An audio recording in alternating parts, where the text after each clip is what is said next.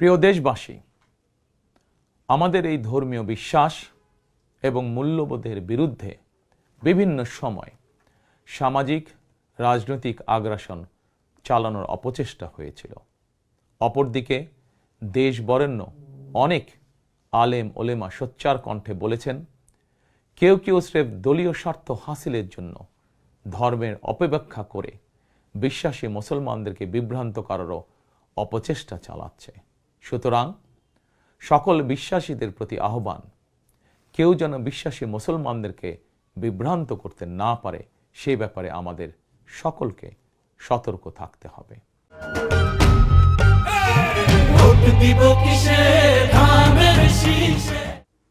BNP এমন একটি নিরাপদ বাংলাদেশ গড়তে চায় যেখানে মুসলমান, হিন্দু, বৌদ্ধ, খ্রিস্টান, বিশ্বাসী, অবিশ্বাসী কিংবা সংশয়বাদী, পাহাড়ে কিংবা সমতলে বসবাসকারী প্রতিটি নাগরিক নিরাপদ থাকবে। 1971 সালের স্বাধীনতা যুদ্ধ সময় কে কোন ধর্মের এটি কোনো জিজ্ঞাসা ছিল না। 2024 সালের স্বাধীনতা রক্ষার যুদ্ধেও কে কোন ধর্মের, কার কি ধর্মীয় পরিচয়, এটি কোনো জিজ্ঞাসা ছিল না।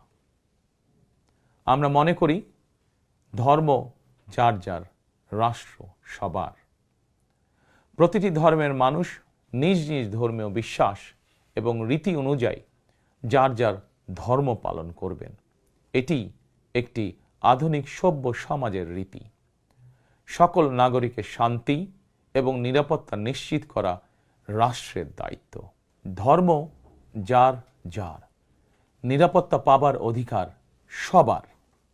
প্রিয় দেশবাসী, দেশের গত 55 বছরের ইতিহাসে এটি বারবার প্রমাণিত হয়েছে, দেশের গণতান্ত্রিকামী জনগণ তাদের স্বাধীনতা হরণকারী স্বৈরাচার, ধর্মীয় চরমপন্থা কিংবা উগ্রবাদ কোনোটিকেই পছন্দ করে না।